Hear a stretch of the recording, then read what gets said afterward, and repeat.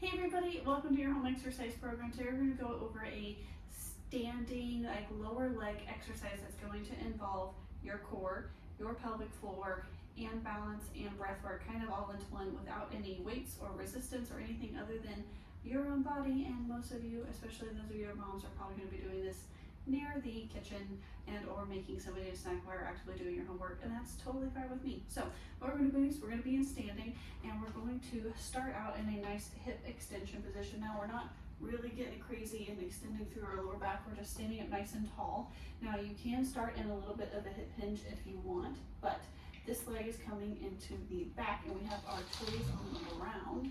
Let me move a little bit so you can see that. So our toes are on the ground. Now we're really thinking about squeezing closure for your pelvic floor around your lady bits, and then pulling them up towards your nose to get your lower abdomen and your deep core involved. Now remember, you're not pulling any further up than through your panty line, okay?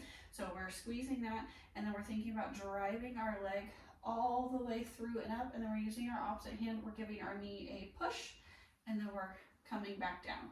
We're bringing it all the way up, giving our knee a push, and we're coming all the way back down. Now, this is what this looks like from the front. I wanted to see it from the side so that we have all angles. So we have our starting position, thinking about squeezing pelvic floor up to our panty line. We're coming all the way up, giving it a push, and going back down. We're coming all the way up, giving it a push, and going back down. Now, as you get better at this, you can actually come in and hold that push for longer, or you can increase repetitions, whatever works best for you.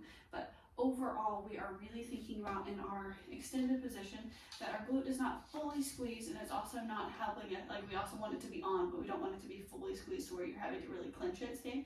So when you get back into this extension, I want you to think about 50% activation through your glute. And then as we are pulling everything forward, we're pulling from our thigh and from our hip flexor as we're coming all the way up, pushing here and going back down. So if you have any questions, if you need anything, please feel free to let me know. Otherwise, happy exercising, friends.